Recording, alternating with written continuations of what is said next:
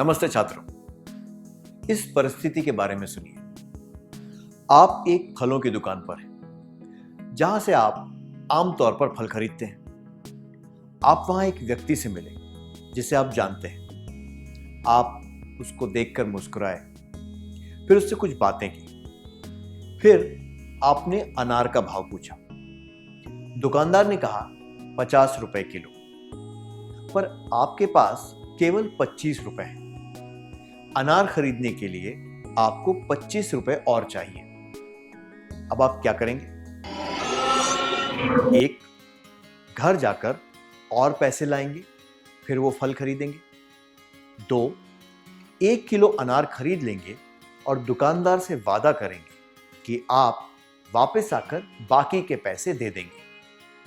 3, जितने पैसे हैं उससे आधा किलो अनार खरीद लेंगे। या 4, आप जिस व्यक्ति से दुकान पर मिले उससे 25 रुपए उधार ले लेंगे। क्या आप तीनों इस परिस्थिति का अभिनय करके दिखा सकते हैं?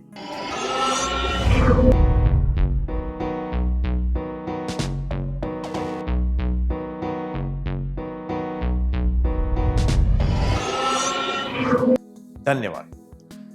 परिस्थिति को ध्यान में रखते हुए आप उस समय जो सोच रहे हैं, आप उसके अनुसार इनमें से कोई भी निर्णय ले सकते हैं, है ना? तो समस्या एक रुकावट होती है जो हमारी इच्छाओं को पूरी करने की राह में आती है। इस रुकावट का सामना करना, इससे निपटना और इससे बाहर निकलना, इसे ही समस्या को हल करना कहते हैं। मैं दोहराता हूं, समस्या एक रुकावट होती है जो हमारी इच्छाओं को पूरी करने की राह में आती है। इस रुकावट का सामना करना, इससे निपटना और इससे बाहर निकलना, इसे ही समस्या को हल करना कहते हैं। हमारे जीवन में हम कई परेशानियों का सामना करते हैं। परीक्षा के समय तेज आवाज में चलने वाले लाउडस्पीकर, ट्रैफिक जैम, ऊंची दीवार पर मकड़ी के जाले जहां हाथ नहीं पहुंचता, अटारी से भारी सामान निकालना, जब माता पिता घर पर ना हो तब भाई या बहन का बीमार पड़ जाना इत्यादि। क्या अब आप ऐसी समस्याओं की सूची बना सकते हैं जो हमारे रोजमर्रा के जीवन में आती हैं?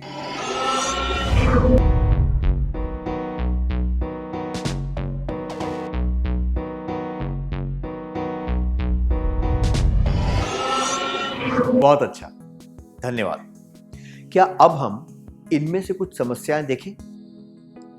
टीवी पर जब आपका मनपसंद कार्यक्रम आ रहा हो तब घर के राशन का सामान खरीदने जाना, भीड़ वाली बस में सफर करना क्योंकि आप जल्दी में हैं, बहुत भारी सामान उठाना, नए जूते पहनने की आदत डालना जो आपको चुभते हैं, जब कोई लगातार बातें कर रहा हो तब किसी चीज पर ध्यान देने की कोशिश करना, परीक्षा से एक दिन पहले बीमार पड़ जाना।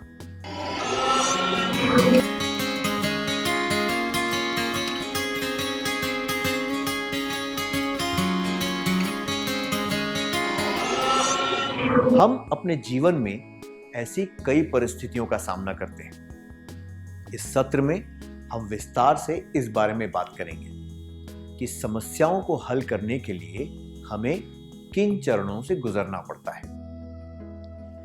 जीवन की किसी समस्या में और गणित की समस्या में क्या अंतर होता है?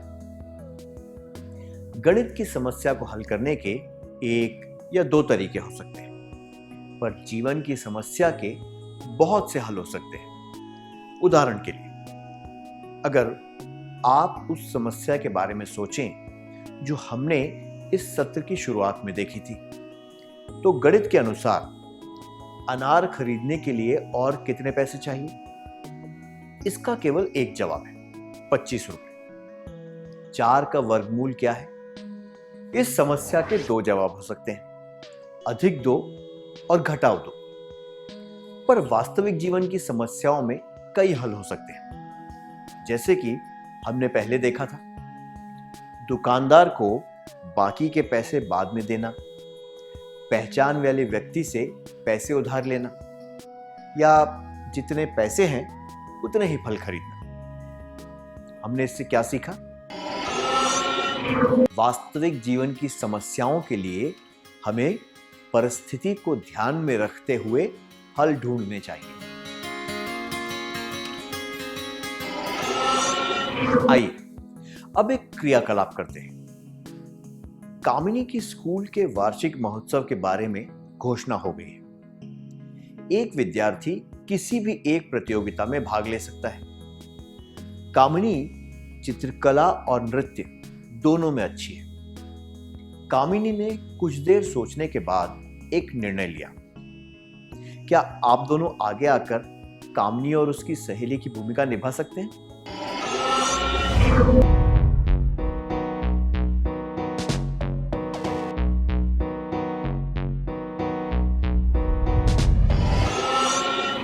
बहुत अच्छा अभिनय था, धन्यवाद।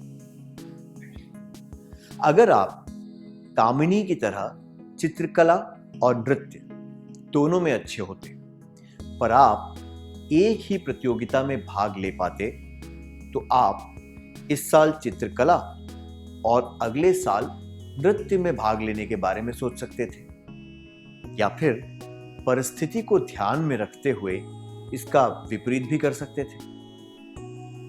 अब तक हमने देखा कि किसी समस्या को परिस्थिति के अनुसार कैसे हल करना चाहिए। क्या अब हम देखें कि समस्या को हल करने के चरण कौन से होते हैं? पहले एक खेल खेलेंगे। इसके लिए मुझे 4 विद्यार्थी चाहिए। कृपया स्वेच्छा से आगे आ जाए। एक विद्यार्थी को हर समय इधर उधर हिलते रहना है। बाकी के 3 विद्यार्थियों को उसकी परछाई पकड़ने की कोशिश करनी है। क्या हम शुरू करें?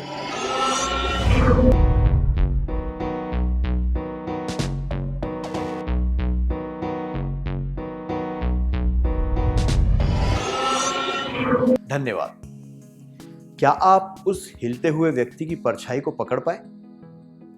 नहीं, और आप उसे पकड़ भी नहीं सकते जब तक कि आप उस व्यक्ति को हिलने से ना रोक दें। इस खेल में वास्तविक समस्या परछाई की नहीं, बल्कि उस व्यक्ति के हर समय हिलते रहने की है। आप उस परछाई को नहीं पकड़ पाए क्योंकि वो व्यक्ति हर समय हिल रहा था। दूसरे शब्दों में कहें तो समस्या की वजह हिलना है, परछाई नहीं। इसी तरह हम कई बार कारण की जगह परिणाम को समस्या समझ लेते हैं और उसे हल नहीं कर पाते। तो किसी समस्या को हल करने के लिए हमें समस्या और उसके परिणाम के बीच में फर्क देखना चाहिए। आइए इसे स्पष्ट रूप से समझने के लिए एक कहानी सुनते हैं। वीर को देर से उठने की आदत है। वो स्कूल देर से पहुंचता है और उसे रोज डांट सुननी पड़ती है। डांट सुन सुनकर परेशान होने के बाद उसने स्कूल में यह शिकायत की कि शिक्षक उसे रोज डांटते हैं। इस परिस्थिति में वीर की समस्या क्या है?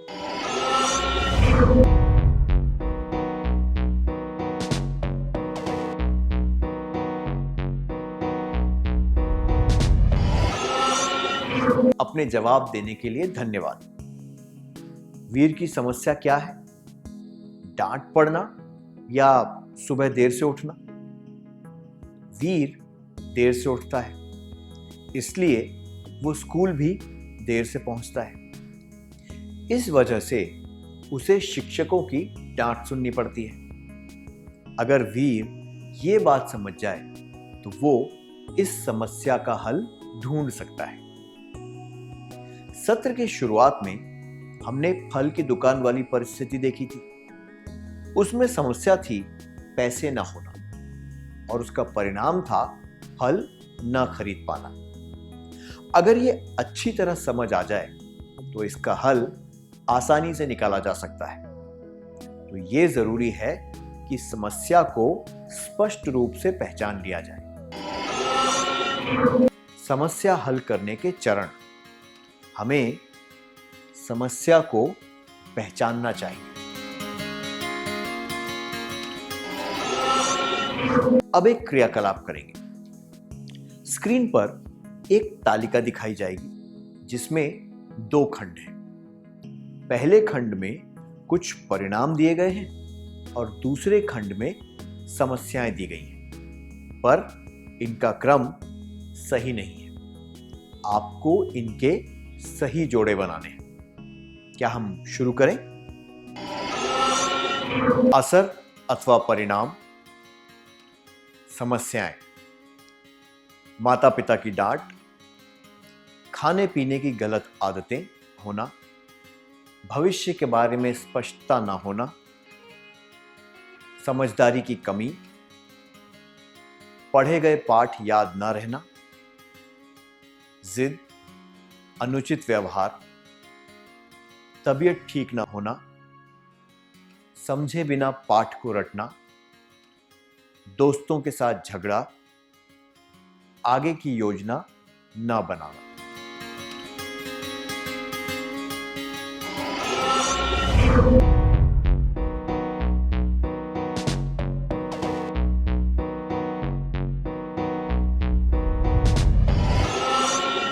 क्या आपने क्रियाकलाप पूरा कर लिया? क्या हम सही जवाब देख लें? असर अथवा परिणाम, समस्याएं, माता पिता की डांट, जिद, अनुचित व्यवहार, भविष्य के बारे में स्पष्टता न होना, आगे की योजना न बनाना, पढ़े गए पाठ याद न रहना, समझे बिना पाठ को रटना, तबीयत ठीक न होना, खाने पीने की गलत आदतें, दोस्तों के साथ झगड़ा, समझदारी की कमी,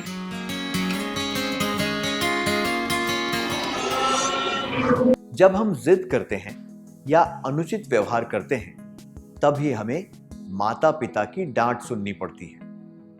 जब हम आगे की कोई योजना नहीं बनाते तो हमें भविष्य के बारे में चिंता होती है। जब हम बिना सोचे समझे पाठ रट लेते हैं तभी हम पाठ भूल जाते हैं। खाने पीने की गलत आदतों की वजह से हमारी तबीयत खराब होती है। दोस्तों के बीच झगड़ा तब होता है जब उनमें समझदारी की कमी होती है। हमने इससे क्या सीखा? अगर हम समस्या और उसके परिणामों के बीच का फर्क समझ जाएं, तो हमारे लिए समस्या को हल करना आसान हो जाता है। अब हम इस सत्र का सार संक्षेप कर लें।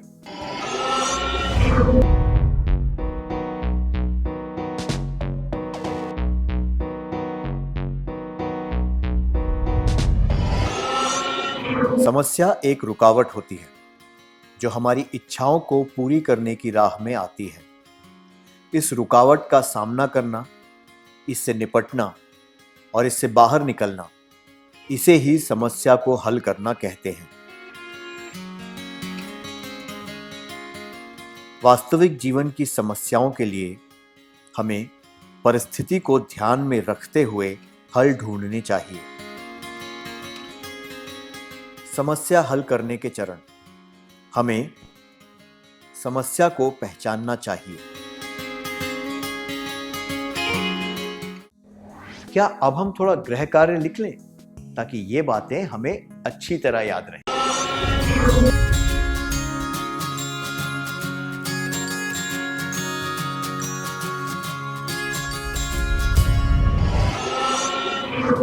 नमस्ते छात्रों, कैसे हैं आप सब? बहुत अच्छी बात है। पिछले सत्र में हमने सीखा था कि समस्या एक रुकावट होती है जो हमारी इच्छाओं को पूरी करने की राह में आती है। इस रुकावट का सामना करना, इससे निपटना और इससे बाहर निकलना, इसे ही समस्या को हल करना कहते हैं। वास्तविक जीवन की समस्याओं के लिए हमें परिस्थिति को ध्यान में रखते हुए हल ढूंढने चाहिए। समस्या हल करने के चरण: हमें समस्या को पहचानना चाहिए।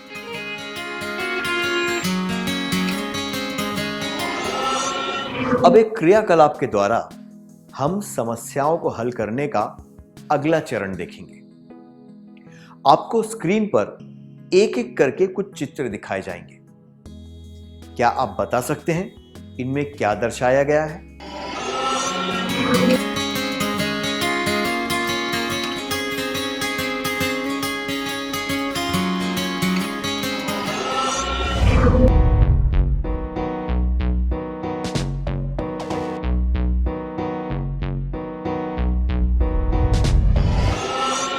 क्या आप चित्रों को पहचान पाए?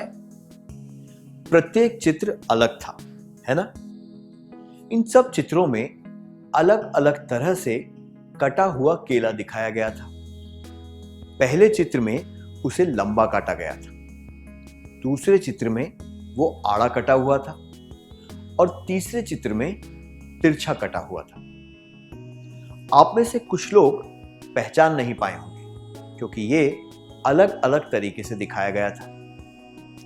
अगर आपने इसे अलग नजरिए से देखने की कोशिश की होती तो शायद आप केले को पहचान पाते। इसी तरह अगर किसी समस्या को अलग नजरिए से देखा जाता है तो उसके हल ढूंढना आसान होता है। उदाहरण के लिए फल की दुकान वाले दृश्य के बारे में सोचिए जो हमने पिछले सत्र में देखा था। इस परिस्थिति में क्या समस्या है? आपके पास 25 रुपए कम है। इसे हल करने के लिए आप इस तरह सोच सकते हैं, क्या 1 किलो अनार खरीदना जरूरी है? 25 रुपए किसे देने चाहिए? क्या मैं दुकानदार को इतनी अच्छी तरह जानता हूं कि मैं उसे बाद में आकर बचे हुए पैसे दे दूं? मेरी मदद और कौन कर सकता है? क्या इस परिस्थिति में किसी से पैसे उधार लेना ठीक है? क्या मुझे इस परिचित व्यक्ति से उधार लेकर दुकानदार को पैसे दे देने चाहिए? क्या मैं इस व्यक्ति को इतनी अच्छी तरह जानता हूं कि इससे पैसे उधार ले सकूं? क्या यह मुझे पैसे देगा?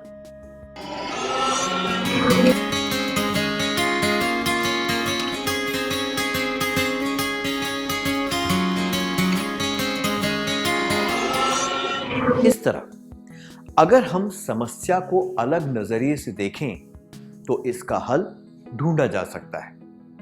तो समस्या को अलग नजरिए से देखें और उसका हल ढूंढने की कोशिश करें। समस्या हल करने के चरण: हमें समस्या को पहचानना चाहिए, समस्या का विश्लेषण करना चाहिए, उसको हल करने के तरीकों के बारे में सोचना चाहिए। अब एक और क्रियाकलाप का समय है। कमल को आमतौर पर जितने अंक मिलते हैं इस बार की परीक्षा में उससे कम अंक मिले। उसके शिक्षक और माता पिता निराश हैं। अगर आप कमल होते तो आप इस समस्या की वजह कैसे ढूंढते? क्या आप इस बारे में सोचकर मुझे बता सकते हैं?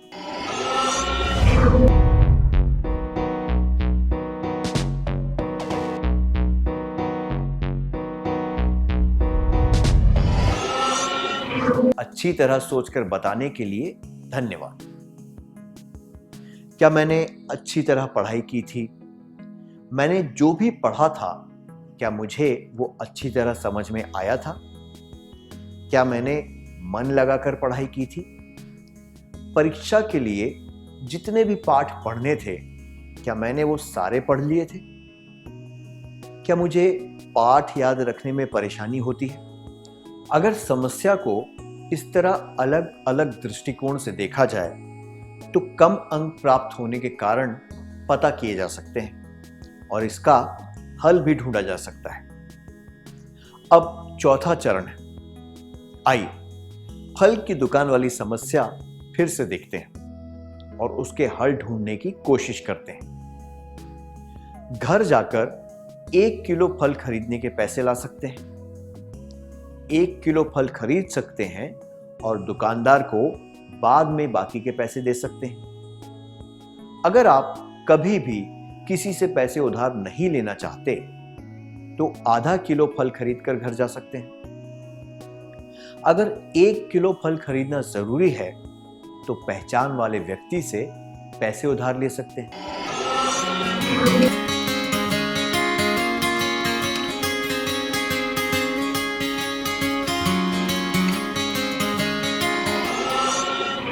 आप अच्छी तरह सोचकर इनमें से एक विकल्प चुनेंगे, है ना? परिस्थिति के अनुसार उचित विकल्प चुनना समस्या को हल करने का ये चौथा चरण है। समस्या हल करने के चरण। हमें समस्या को पहचानना चाहिए, समस्या का विश्लेषण करना चाहिए, उसको हल करने के तरीकों के बारे में सोचना चाहिए, सबसे उचित हल को चुनना चाहिए। अब एक क्रियाकलाप करेंगे। आप अपने 3 दोस्तों के साथ एक महत्वपूर्ण शादी में जयपुर जाने की योजना बना रहे हैं। 2 घंटे का सफर है। त्योहार की वजह से सारी बसों में भीड़ है। जब आप बस में चढ़े तो कंडक्टर ने कहा कि केवल 2 सीटें खाली हैं। आप क्या करेंगे? 1, क्या आप में से 2 व्यक्ति इस बस में बैठकर जाएंगे और बाकी के 2 अगली बस का इंतजार करेंगे? 2, क्या आप सब मिलकर अगली बस का इंतजार करेंगे? 3, क्या आप एक गाड़ी किराए पर लेकर जयपुर जाएंगे?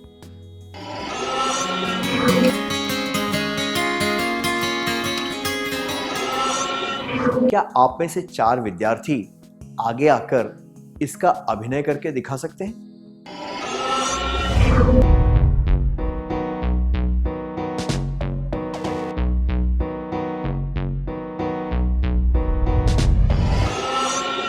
धन्यवाद। अगर आप सब पहले भी जयपुर जा चुके हैं तो आप अलग अलग बसों में जा सकते हैं। अगर आप सब पहली बार जयपुर जा रहे हैं तो आप अगली बस का इंतजार कर सकते हैं। अगर बाकी की बसों में भी भीड़ है, ज्यादा समय नहीं है और आपके पास पर्याप्त पैसे हैं तो आप किराए की गाड़ी से भी जा सकते हैं। इस परिस्थिति में आप इनमें से कोई भी विकल्प चुन सकते हैं। आइए अब समस्या को हल करने के अगले चरण के बारे में जानते हैं। कृपया जोड़े बनाकर बैठ जाइए। स्क्रीन पर एक डिजाइन दिखाई जाएगी। आपको वो डिजाइन अपनी नोटबुक में बनानी है। आपको 1 मिनट दिया जाएगा, ठीक है?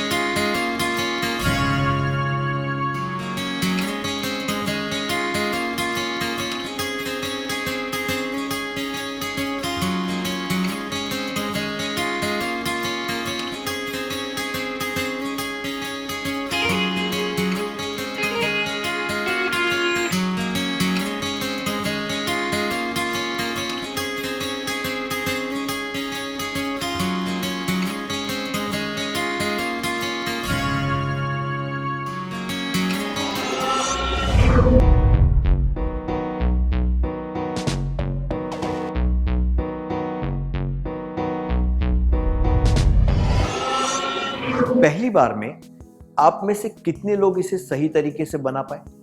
कृपया अपने हाथ ऊंचे करिए। यह आसान नहीं था, है ना? अगर आप इसे कर पाए तो यह एकदम सही तरीके से नहीं बना था। ठीक है?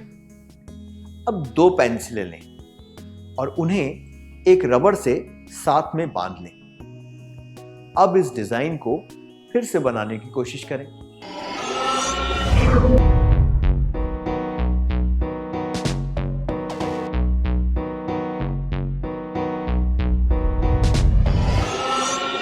अब ये आसान था, है ना? जिस डिजाइन को बनाने में कठिनाई हो रही थी, वही डिजाइन एक सरल तकनीक के इस्तेमाल से आसान हो गई। इस तरह हमें पहली बार में शायद हमारी समस्या का हल ना मिले, पर जब हम बार बार कोशिश करते हैं तो उसे हल करने के अलग अलग तरीके ढूंढ सकते हैं और उसे हल करने में सफल भी हो सकते हैं। तो हमें अलग तरीके से सोचकर एक योजना बनानी चाहिए और उस पर अमल करना चाहिए। हमें पूरी कोशिश करते रहना चाहिए। समस्या हल करने के चरण। हमें समस्या को पहचानना चाहिए, समस्या का विश्लेषण करना चाहिए, उसको हल करने के तरीकों के बारे में सोचना चाहिए, सबसे उचित हल को चुनना चाहिए। अलग तरीके से सोचना चाहिए, एक योजना बनानी चाहिए, योजना पर अमल करना चाहिए और प्रयत्न करते रहना चाहिए।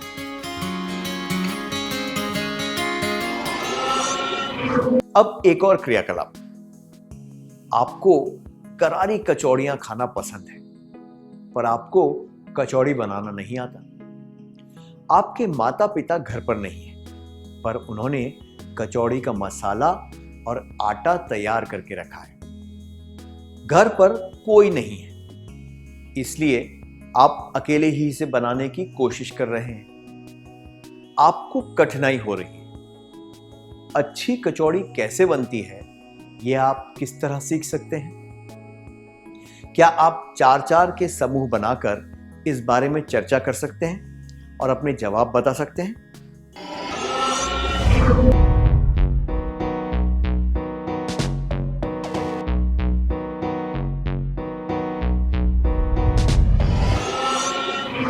धन्यवाद। सबसे पहले आप छोटी कचौड़ियां बना सकते हैं। शुरुआत में शायद आप गोले के अंदर ज्यादा मसाला ना भर पाएं, या उसे ठीक से बंद ना कर पाएं, या फिर कचौड़ी को अच्छी तरह ना तल पाएं। इसके बाद आप बड़ी कचौड़ियां बना सकते हैं। धीरे धीरे अपनी गलतियों से सीखकर और अलग अलग तरीकों के प्रयोग से आप इसे बनाना सीख सकते हैं। अब समस्या को हल करने का अगला चरण। केवल हल ढूंढना पर्याप्त नहीं होता। यह भी महत्वपूर्ण है कि आप समस्या को समझकर उससे सीखें, ताकि भविष्य में आपको ऐसी समस्याओं का सामना न करना पड़े।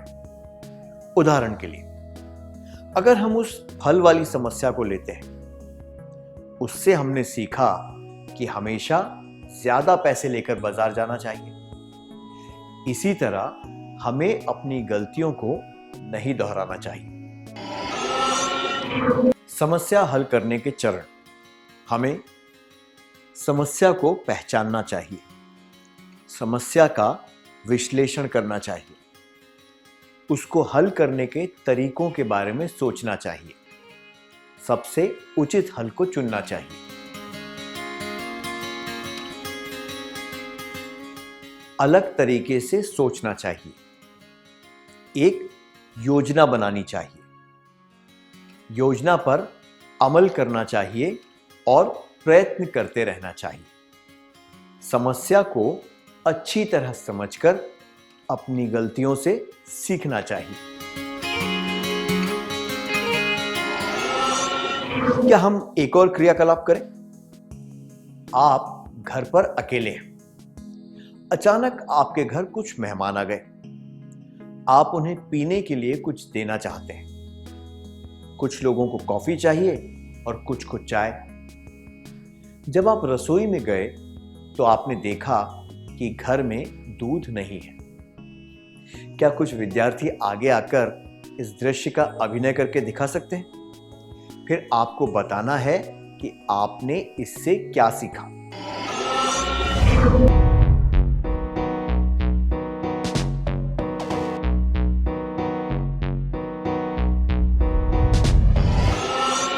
धन्यवाद। तो हमने सीखा कि मेहमानों को पूछने से पहले ये देख लेना चाहिए कि घर में क्या क्या उपलब्ध है, नहीं तो बाद में शर्मिंदा होना पड़ता है। क्या हम एक और क्रियाकलाप करें? परीक्षा में गणित की समस्या हल करने और वास्तविक जीवन की कोई समस्या हल करने के बीच क्या अंतर होते हैं?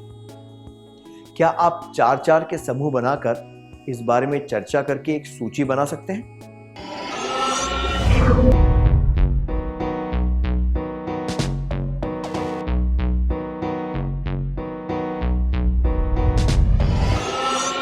धन्यवाद।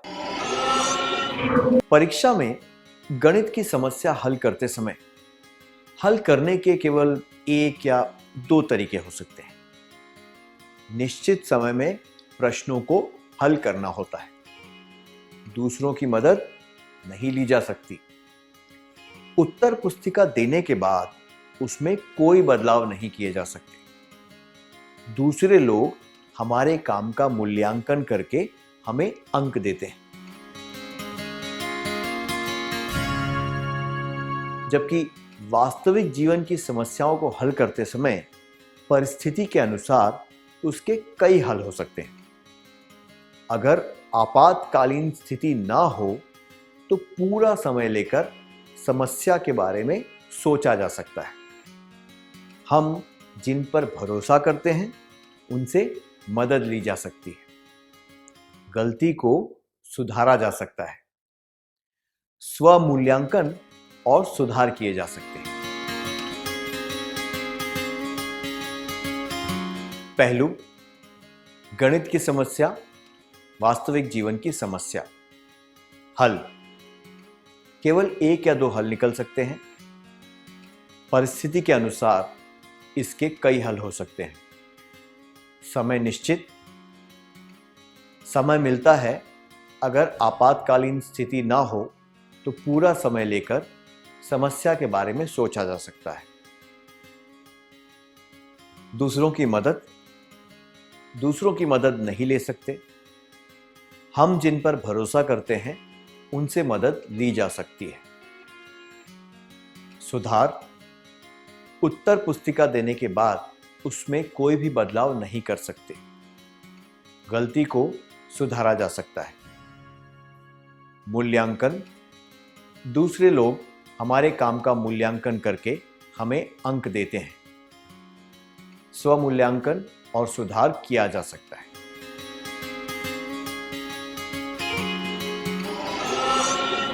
हमने इससे क्या सीखा? जीवन में समस्याएं तो होती हैं, इनसे डरने से कोई फायदा नहीं होता।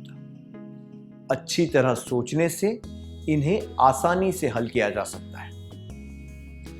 अब तक हमने देखा कि समस्याओं को हल करने के कौन से चरण हैं। आने वाले सत्रों में हम समस्याओं को हल करने के कुछ तरीकों और तकनीकों के बारे में सीखेंगे। अब सत्र का सार संक्षेप करने का समय है।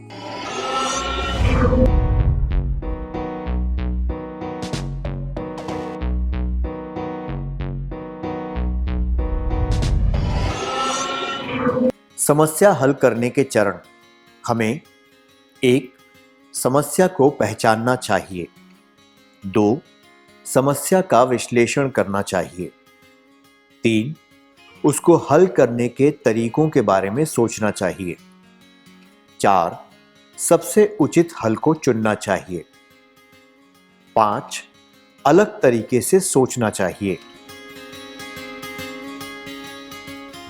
6. एक योजना बनानी चाहिए।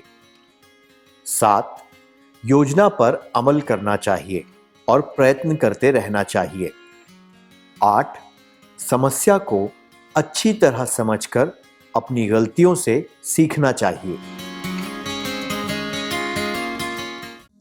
क्या अब हम गृह कार्य लिख लें ताकि ये बातें हमें अच्छी तरह याद रहें?